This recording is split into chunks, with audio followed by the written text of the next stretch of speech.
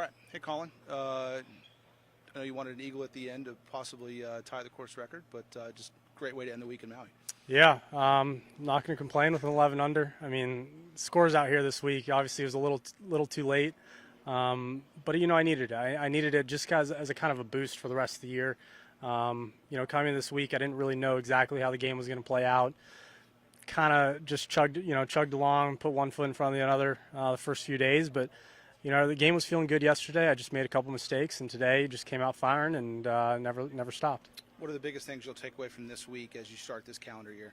I think there's just things that I was doing that I had to realize through a couple rounds here versus towards the end of last season when it was just kind of natural. And there are things that are pretty easy things for me to remember, but that's what happens in an off season. You sometimes forget a couple of the things, and I'll be just fine.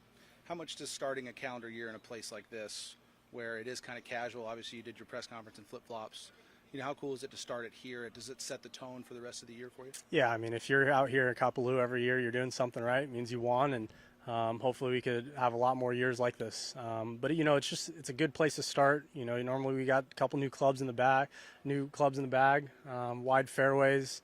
So it's normally a little more enjoyable than some other courses that are a little more penalizing. And last question, you said about the new clubs, everything performed pretty well this week for you? Yeah, it was actually really good. I did some testing quite early on and felt really good with the driver. You never know, especially when it gets windy, but it performed to how I wanted. So probably not too many changes going forward. Cool. Thanks, Collin. Appreciate it. Thank you.